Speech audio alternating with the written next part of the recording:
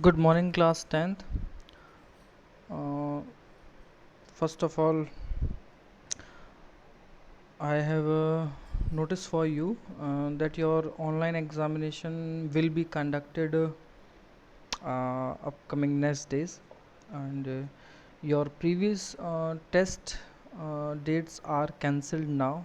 So, this is informed to all groups and all classes. So, I think you have known about this. Okay, after revision of geography, economics, and history, you read recently the chapter number 1, 2, 3 of Unit 1. Please don't confuse about Unit 1. Unit 1 is nationalism in Europe. Okay, and the first chapter, the national making, and the other are parts. These are chapters. Unit is different, and chapter name is different. Okay, and in civics we are now going to explain the remaining part of the first chapter.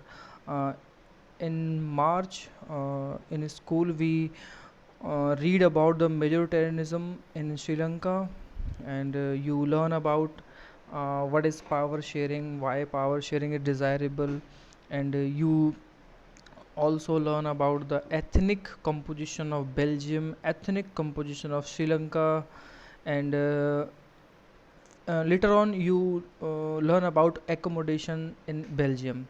This is best model in the world to share power among the communities and to run the government. And you learn about a very important topic, that is community government, and I think question answers are also done. The last question is about what is community government, or what is third kind of government, that is community government. So I think this is done earlier. So we are now going further for next topics, and this is why power sharing desirable. This is a also question, why power sharing desirable and forms of power sharing. I think yes, the forms of power sharing. So here we understand a lot about what are the main elements and what and the forms of power sharing. So let's be start.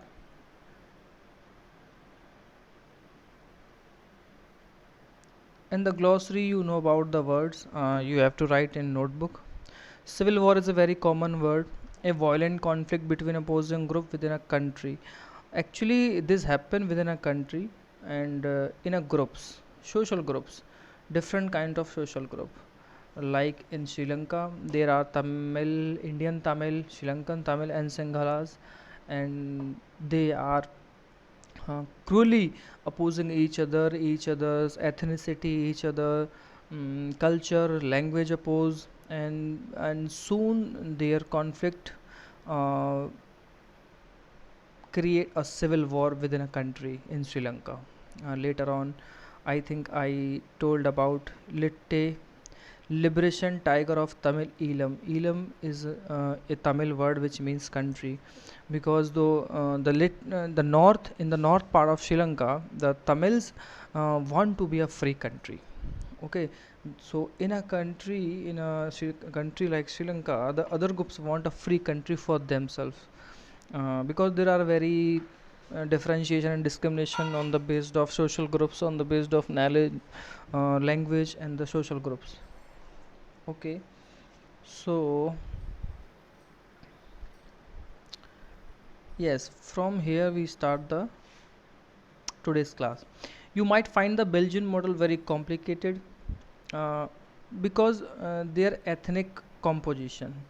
If ethnic composition is very complicated, then we or anyone will be complicated and find a difficulty behind any model. Okay, it indeed is very complicated even for people living in Belgium. Yes, as we assume for our country, in our country, India, there are also many social groups. There are very linguistic state, and we in ninth class we already read about that, and in 10th class you also learn in second chapter how is India is so differ, and how federalism government work in India. But this arrangement have works well so far. ये जो Belgian model की बात हो रही है ना, वो complicated है कि थर्ड कंपनी गवर्नमेंट अलग है। बेल्जियम को डिवाइड करने के बाद जो ब्रुसेल्स उसकी कैपिटल है, वहाँ फ्रेंच और डचेस लोगों को इक्वल पावर शेयरिंग दिया जाए, फिर पूरे बेल्जियम लेवल पे उनको इक्वल पावर शेयरिंग दिया जाए। अब जर्मन बसते हैं 1%, तो उनके लिए डच के लिए, उन सब के लिए एक कम्युनिटी गवर्नमेंट को आप डिसाइड कीजिए जो कि सबकी चीज़ों का ख्याल रखे, कल्चरली ग्रोथ कर सकें और लैंग्वेज के बेस पे जो ग्रोथ हो वो भी हो सके, जो उनके फेस्टिवल्स है और चीज़ें हैं वो भी ग्रोथ कर सके। तो इस तरह से थर्ड कम्युनिटी गवर्नमेंट अपना रोल निभा रही थी वहाँ पे। तो हम लोगों को कई बार लगता है कॉम्प्लिकेटेड है, बट ये वहाँ के लोगों के लिए अच्छा है जो बेल्जियम में रहते हैं। और इस अरेंजमेंट जो ये अरेंजमेंट किए गए थे अकोमोडेशन के, वो बहुत अच्छे से वर्क किया वहाँ पे। They help towards civic strife between the two major communities. वहाँ पे जो सिविक स्ट्राइफ, वो जो मैंने अभी आपको सिविल वॉर मतलब बताया, कॉन्फ्लिक्ट, ऐसी चीज़ें होने से वहाँ बच गई between the two major communities, जो कि डच जो कि वेलोना में, और आई थिंक मैं नाम बोल रहा हूँ, फ्लेमिश रीजन था और एक वेलोना, हाँ यस। तो वहाँ पे जो डच और फ्रेंच स्पीकिंग लोग थे उनके बीच जो आपसी सिविक स्ट्राइफ था, जो तनाव था, वो होने से बच गया। And possible division of the country on linguistic lines, अगर ये भी कहा जाए कि कंट्री लिंग्विस्टिक स्टेट पे टूटने से बच गया, तो वो भी हम कह सकते हैं यस वो बच गया। अगर आप इंडिया के जस्ट बगल में पाकिस्तान को देखें और इंडिया के इस तरफ एक दूसरा बांग्लादेश देखें, तो बांग्लादेश पहले ईस्ट पाकिस्तान था, ईस्ट पाक, और ये वेस्ट पाकिस्तान तो इसको बोलते ही थे, मतलब मेन पाकिस्तान को वेस्ट पाकिस्तान को वेस्ट में था। अब ईस्ट पाकिस्तान की प्रॉब्लम ये थी कि वहाँ बांग्ला लैंग्वेज बोली जाती थी। आप इस चीज़ को ज़रा समझना अच्छे से, आप जितना अच्छा समझेंगे आपको उतना ही टॉपिक और अच्छे से क्लियर होंगे। वहाँ बांग्ला बोली जाती थी क्योंकि वो हमारे वेस्ट बंगाल के जस्ट सटा हुआ है। भले ही वहाँ पे मोहम्मडन्स रहते हैं, बट उनकी लैंग्वेज बांग्ला थी। अब जो वेस्ट पाकिस्तान है, जो आज का पाकिस्तान है, वो यहाँ पे एम्फेसाइज और फोर्सली उर्दू और उन चीज़ों को थोपते थे। ये थोड़े से गोरे भी होते तो अपने आप को बेस्ट मानते थे, और ये थोड़े से छोटी हाइट के, थोड़े से ब्राउन कलर के लोग होते तो उनको हिट करते थे। तो इस तरह से इन दोनों के बीच टेंशन्स रहा। एक कंट्री होने के बाद भी 1971 में जो ईस्ट पाकिस्तान है वो आपका बांग्लादेश बन गया, फ्री बांग्लादेश। इन 1971 जो ईस्ट पाकिस्तान था, east Pakistan will became Bangladesh. Yes, you know about present time the country of Bangladesh. और तो मेरे कहने का मतलब ये ठीक वैसे ही टूटने से बच गया। अब वेस्ट पाकिस्तान की बात करें तो वहाँ एक स्टेट है बलूचिस्तान। बलूचिस्तान की प्रॉब्लम ये है कि जो बलूचिस्तानी लोग हैं वो अपने आप को फ्री रखना चाहते हैं अपने आप को, बट वहाँ पे पाकिस्तान जिस तरह से ज़ोर ज़बरदस्ती करके अपनी चीज़ों को कर रहा है, तो आप देखते हैं पाकिस्तान में कुछ भी साइलेंट नहीं है। एग्ज़ाम्पल के तौर पे पाकिस्तान की बात कर रहा हूँ, मेरा कोई मुकाबला नहीं है पाकिस्तान से हमारे इंडियन लीडर्स की तरह। तो और ऐसा भी नहीं कि मैं बहुत हेट करता हूँ, हेट करने से उसका कुछ होगा नहीं, हम अपना खून जलाएंगे। तो हेट नहीं करना है किसी से, बस आप प्रोग्रेस इतना अच्छा कीजिए कि आप अपनी लाइफ में चीज़ों को लेके आगे बढ़ सकें। आप अपनी कंट्री के लिए करें और सोसाइटी के लिए करें। Okay, when many countries of Europe came together from the European Union, Brussels was chosen as headquarter. आपको बड़ा जान के हैरानी होगी, जब यूरोपियन यूनियन अपना हेडक्वार्टर चूज़ कर रही थी तो ब्रुसेल्स को उसका हेडक्वार्टर चुना गया। और आप जानते हैं, ये देखिए यूरोपियन पार्लियामेंट है ब्रुसेल्स बेल्जियम में, और आप जानते हैं ब्रुसेल्स जो है बेल्जियम की कैपिटल है। मतलब इतना बेहतरीन मॉडल, इतना अच्छे से वर्क किया वहाँ पे उसने, कि उसने पूरे कॉन्टिनेंट को एक मैसेज दिया, यस वी आर यूनाइट, हम एक हैं, हमारे यहाँ हर कम्युनिटी का, हर लैंग्वेज का सम्मान किया जाता है। तो आप देखिए कि बेल्जियम ने, ब्रसेल्स ने किस तरह से अपनी एक इंटरनेशनल आइडेंटिटी बनाई, ये चीज़ आप सोच सकते हैं। तो कहीं पे अगर किसी चीज़ के लिए सिर्फ सॉल्यूशन ढूंढ लिया जाता है तो हमारे इंडिया में भी ढूंढा जा सकता है, कि जो हिंदू मुस्लिम्स और इस चीज़ों को लेकर इतना कट्टरवाद फैला हुआ हमारे यहाँ। ठीक है, आगे देखिए। ये थोड़ा सा वर्क है कि आप रीड पेपर न्यूज़ करें और आप फाइंड करें कुछ चीज़ें, आप में भी पढ़ सकते हैं। Yes, what do we learn from these two stories of Belgium and Sri Lanka. आप बेल्जियम के मॉडल को, श्रीलंका की चीज़ों को जानने के बाद आप बहुत सारी चीज़ें लर्न कर सकते हैं, समझ सकते हैं, और आपको समझा भी होगा। डेमोक्रेसी दोनों ही जगह है, yet they deal with the question of power sharing differently, but problem ये थी कि जो पावर शेयरिंग का क्वेश्चन आता है उस पे वो डील कर रहे हैं डिफरेंट तरीके से। वो लोग एकोमोडेशन अपना रहे हैं, वो लोग कह रहे हैं नहीं कि हम होके रहेंगे। जैसे हमारे यहाँ कंट्री में कई बार ऐसी चीज़ें होती हैं, हिंदू राष्ट्र बनेगा, हिंदू कम्युनिटी ज़्यादा है तो ये सिर्फ हिंदुओं को रहने का जगह है, बाकी सब पाकिस्तान चले जाएं। अरे ऐसा नहीं होता है, ऐसे लोगों की सोच में सिर्फ और सिर्फ गंदगी भरी होती है। ये सब चीज़ें बहुत डिफरेंट होती हैं, आप इस तरह से किसी को हेट के तरीके से जीत नहीं सकते। In Belgium, the leaders have realized that the unity of country is possible only by respecting the feelings and interests of different communities and regions. ये इतना बढ़िया लाइंस हैं, ये आपके आंसर में काम आएंगी, आप प्लीज़ इसको थोड़ा ध्यान से रखें कि बेल्जियम में जो लीडर्स हैं वो उनको मतलब रिस्पेक्ट फीलिंग जो इंटरेस्ट हैं डिफरेंट कम्युनिटीज़ के, उनके लिए पॉसिबिलिटी दिखती है। और इंडिया कंटेक्स्ट में अगर आप बात कर लेना, ये तो बेल्जियम और इंडिया कंटेक्स्ट में अगर आप ये बात करते हो, इंडिया में आपको चीज़ बहुत नहीं, मतलब मेरा क्रॉस करने का मतलब ये नहीं कि यहाँ नहीं है बट अपने यहाँ कम है। इस चीज़ का आप ध्यान रखें, अपने यहाँ बहुत कम है, यहाँ लेस % है कि ऐसे लीडर्स हैं जो अदर रीजन कम्युनिटीज़ और उनके फीलिंग्स की कदर करते हैं, क्योंकि उन्हें दिखता है कि इंडिया जो है यूनिटी पॉसिबल है। हमारे यहाँ नहीं दिखता बेटा, ये चीज़ आप समझें अच्छे से। हमारा धर्म जात के नाम पे सबको तोड़ा हुआ है। Such a realization resulted in mutually acceptable arrangement of power sharing. और इस तरह की जो म्यूचुअल एक्सेप्टेबल अरेंजमेंट्स होते हैं, म्यूचुअली मतलब आपसी में जो मंजूर हो, एक्सेप्टेबल अरेंजमेंट किए जाते हैं, तो रियलाइज़ किया जाता है कि रिज़ल्ट आता है कि हम पावर शेयरिंग कर सकते हैं। ये आपके आंसर्स की लाइन है, यहाँ से आप ध्यान रखना। मतलब पूछा जा सकता है बेल्जियम के लिए कि बेल्जियम में ऐसा क्यों है कि वहाँ पे अकोमोडेशन गवर्नमेंट जो है अपना इस तरह पावर शेयरिंग प्रपोज करती है। तो आप ध्यान देंगे कि वो लीडर्स हैं वो रियलाइज़ करते हैं उस चीज़ को, क्योंकि वो रिस्पेक्ट और इंटरेस्ट का ध्यान रखते हैं अदर कम्युनिटीज़ का और रीजन्स का भी। जैसे कोई रीज़न हो वहाँ पर कुछ अलग कल्चर या चीज़ें हैं तो उस तरह से वो सारे लोग ध्यान रखते हैं। ओके, ये तो था बेल्जियम की बात। श्रीलंका सोज एज अ कॉन्ट्रास्टिंग एग्जाम्पल। और जो श्रीलंका है वो हमें एक दूसरा तरफ ले जाता है। It shows us that a majority community want to force dominance over others and refuse to share power. It can undermine the unity of the country. वहाँ ये दिखाने की कोशिश की जा रही है जो मेजॉरिटी ऑफ कम्युनिटी है वो फोर्स कर रही है, अपना डोमिनेंस दिखा रही है और रिफ्यूज़ कर रही है पावर शेयर के लिए, नहीं हम तो नहीं करेंगे। तो उन्होंने अंडरमाइन किया, यानी अनदेखी की, किसकी? Unity of the country. ये हमारे इंडिया की आज की कहानी है, आज के इंडिया की। आज से कुछ साल पहले तक की चीज़ें नहीं थी, अब थोड़ी सी ज़्यादा हो गई, टेंशन्स बहुत बढ़ गई, धर्म को लेकर लोग कट्टर हो रहे हैं। लोगों को लगता है कि वो जागरूक हो रहे हैं, धर्म के प्रति जागरूक हो रहे हैं।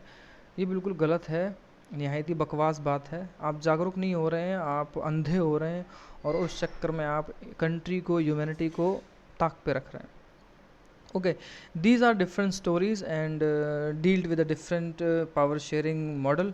So we understand how power sharing is desirable to each and every country, or of course in democratic country. Yes, there is a story, no not on this page, on next page. आपको वो story ज़रूर पढ़नी है अच्छे से। मैं जो homework के लिए आपको बोलूँगा तो आप कोशिश करें कि वो चीज़ आप होमवर्क में ज़रूर करें। अभी नहीं आएगी, नेक्स्ट पेज पे आएगी। ये जर्मन गवर्नमेंट जर्मन इंजीनियरिंग में 2 स्टीयरिंग दिखा रहा है गाड़ी में। ये एक कार्टून के ज़रिए कुछ चीज़ें, कार्टून हमेशा बहुत कुछ कहा जाता है।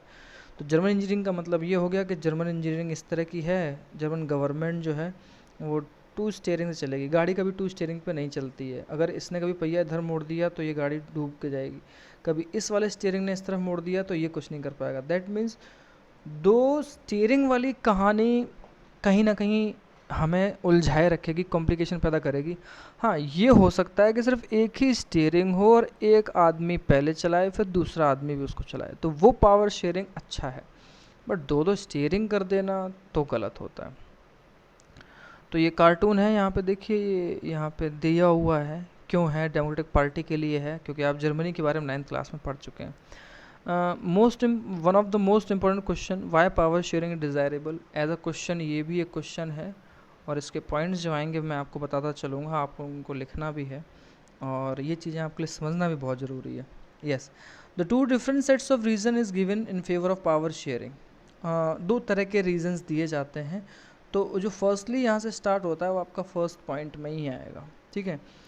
अब मैं कोशिश ये कर रहा हूँ जहाँ से उसने फर्स्टली लिखा है यहाँ से जो लाइंस आएंगी, तो क्योंकि सेकंड यहाँ से शुरू होता है, तो आप इन लाइंस को पॉइंट्स में तोड़ लें, जैसे 1 point, second point, third point, इस तरह से तोड़ दें।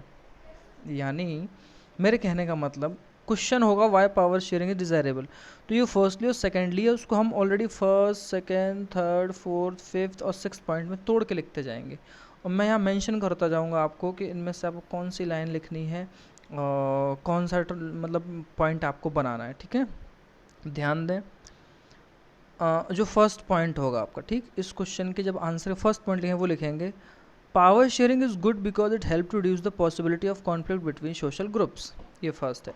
अगर हम पावर शेयरिंग करें किसी चीज़ को लेके, हम ये सोचें कि नहीं ठीक है कुछ दिन तक के लिए चीज़ आपके हाथ में हो या हमारे हाथ में हो, या हम उन्हीं पावर्स में से कुछ चीज़ों पे आप वर्क करें, कुछ चीज़ों पे हम वर्क करें, म्यूचुअल अंडरस्टैंडिंग से यूनिटी को लेके अगर हम सिर्फ बात करें, भरोसा उसी से पैदा होता है, तो वो ये होगा कि जो उस चीज़ों को घटाएगी जो कॉन्फ्लिक्ट होते हैं सोशल ग्रुप्स के बीच, उन चीज़ों को हमेशा कम कर दे। अगर ये चीज़ कम हो जाएगी तो कंट्री के लिए बेहतरी से लोग काम कर सकते हैं। ओके,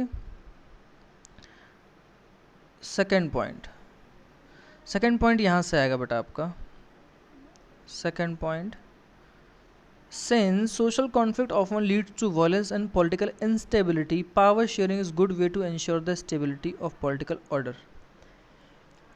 इसको और भी इजी अगर लैंग्वेज में आप पढ़ना चाहें ना, तो आप क्या लिख सकते हैं पता है, power sharing is a good way to ensure the stability of political order. आप अगर यहाँ से लिखना चाहें तो लिख सकते हैं, बाकी ऊपर की लाइन छोड़ सकते हैं, और आप पूरा लिखना चाहें तो पूरा लिख सकते हैं कि सोशल कॉन्फ्लिक्ट जो होते हैं वो हमेशा वायलेंस का रूप ले लेते हैं बेटा, और पॉलिटिकल इंस्टेबिलिटी भी आती है।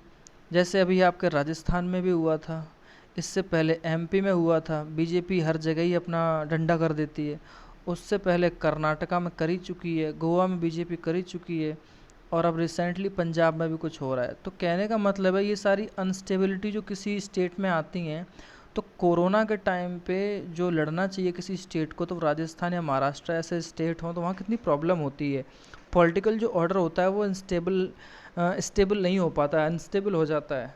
तो वो वहाँ पे हर तरह का डेवलपमेंट, हर तरह की जो प्रोग्रेस है और वहाँ जो वेलफेयर के वर्क हैं वो सारे रुक जाते हैं। तो ये सारी चीज़ें नहीं होनी चाहिए, हमें पावर शेयरिंग से काम चलना चाहिए, तो ये डिज़ायरेबल है, ठीक है। तो सेकंड पॉइंट में power sharing is a good way to ensure the instability of political order.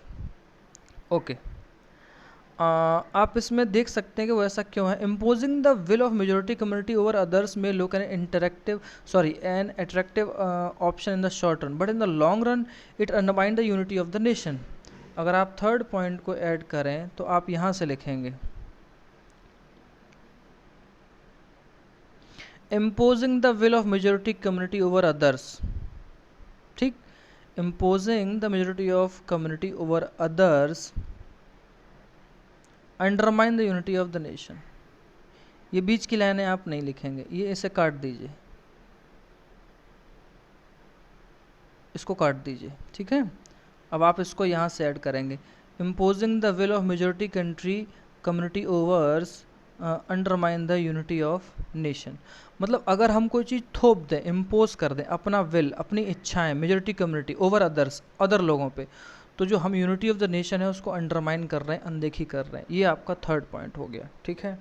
तो ये वो अभी तो मैं उन रिजल्ट्स के बारे में बात हो रही है कि डिज़ायरेबल क्यों है, क्योंकि ये सारी चीज़ खतरे में पड़ सकती हैं। Okay, tyranny of the majority is not just, tyranny भी होता है एक तरह से आई थिंक भय और आतंक का माहौल होता है जो मेजोरिटी की होती है, not just the oppressive for the minority. ऐसा नहीं कि जो बहुत कम लोग हैं या धर्म में कम लोग हैं, जाति में, सिर्फ उनके ऊपर सिर्फ दबाना ही नहीं हुआ उनको, it often being ruin to the majority as well.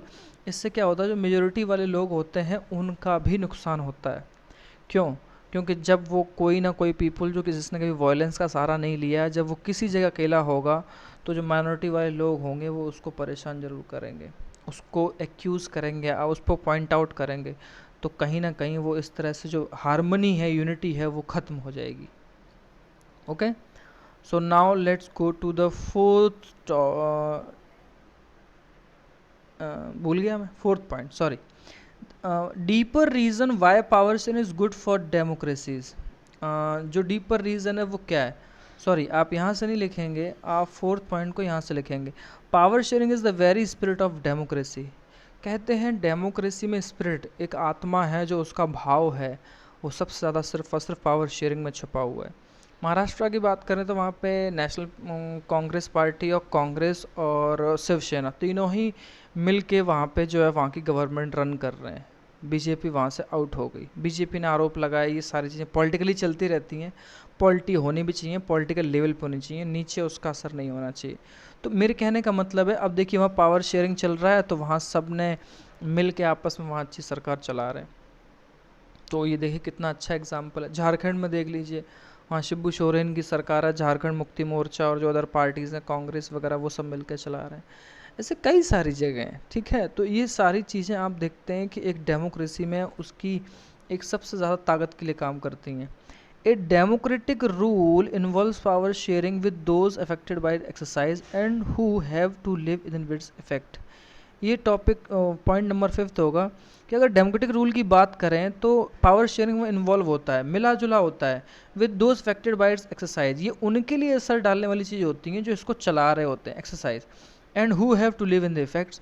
और उन लोगों पे भी इस चीज़ का बहुत असर पड़ता है, शामिल होते हैं जो कि रह रहे होते हैं उन्हीं सारे। मतलब किसकी बात हो रही है? बात हो रही है पीपल्स की और लीडर्स की।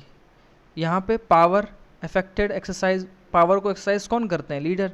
और जो हम लोग रह रहे हैं, कौन रह रहे हैं? लोग रह रहे हैं। तो ये सारी चीज़ें हम एक दूसरे पे जो है इफेक्ट डालते हैं, इसलिए डेमोक्रेटिक रूल में पावर शेयरिंग को इन्वॉल्व होना बहुत ज़रूरी है। ये तो था आपका 5th point. Okay okay. People have a right to be consulted on how they are to be governed. A legitimate government is one where citizens through participation acquire a stake in the system. तो अब जब बात आती है उसकी 6th point की, तो उसमें आप ये ऐड कर सकते हैं, a legitimate government is one where citizens through participation acquire stake in the system. मतलब लेगिमिटेड वर्ड का मतलब होता है बेटा वैलिड, जो चीज़ सही हो, राइट हो, ठीक है, जो चीज़ राइट है, सही है।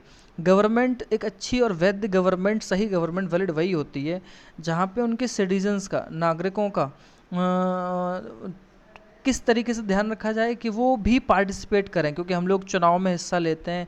Acquire a stake in the system, system में हमारा एक स्टेक है। स्टेक का मतलब एक तरह से कहते हैं ना, शेयर है, भाव है हमारा, हमारी एक हिस्सेदारी है।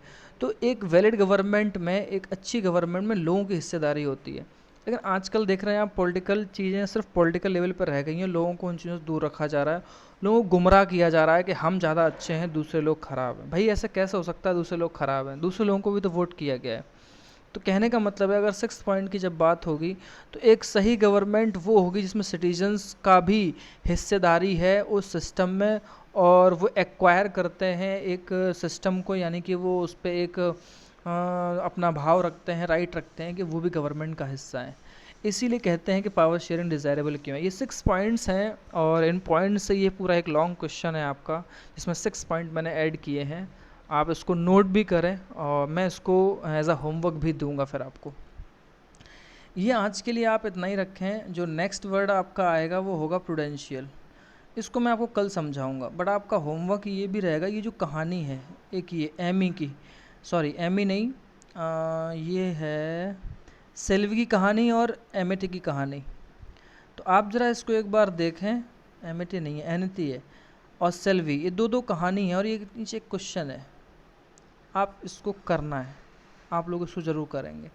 और ये खलील डिलेमा वाला जो क्वेश्चन है, इसलिए तो मैं आपको ये होमवर्क दे रहा हूँ। आपको ये कहानी रीड करनी है और समझना है। लास्ट में कुछ क्वेश्चन पूछेगा आपसे, आप बड़े अच्छे से इस कहानी को पढ़ें, बहुत प्यारी कहानी है। और समझ में नहीं आया तो आप कोशिश करें एक बार दोबारा रीड करें, लेकिन रीड ज़रूर करें और आपको समझ में आएगा खलील की दुविधा क्या है, डिलेमा। नीचे फिर एक क्वेश्चन दिया होगा यहाँ पे, ये यहाँ पे कुछ क्वेश्चंस आएंगे, उनका आपको आंसर देना होगा, ठीक है। आज के लिए सिर्फ इतना रखेंगे। जो नेक्स्ट टॉपिक होगा वो फॉर्म्स ऑफ पावर शेयरिंग होगा, वो नेक्स्ट डे आपसे डिस्कस किया जाएगा, उसको समझाया जाएगा। तब तक के लिए ये जो वर्क है आपको करना है। 2 स्टोरी हो गई छोटी छोटी, उसमें एक आंसर क्वेश्चन, और जो वाइस पावर शेयरिंग डिज़ायरेबल वो पूरा क्वेश्चन हो गया, वो आपको करना है। तो ये मैं आपको दोबारा से, जो यहाँ से रिमेनिंग रह गया था वो मैं दोबारा से उसको स्टार्ट कर रहा हूँ, क्योंकि मुझे इसके आगे चैप्टर को अब बढ़ाना है। जो आपके एग्ज़ाम्स या टेस्ट की बात थी वो ऑनलाइन कंडक्ट होंगे, आपको डेट दे दी जाएगी, तो आप बार बार प्लीज़ सवाल ना पूछें। आप बस अच्छे से अपनी पढ़ाई करें, रिवीजन रखें, और सिलेबस वही रहेगा जो पीछे वाला है, और उसमें अगर कोई बदलाव होगा तो आपको मैसेज कॉल किया जाएगा, बताया जाएगा। और जो आपका वर्क है प्लीज़ आप उसे अच्छे से करें। Okay, thank you class, have a nice day.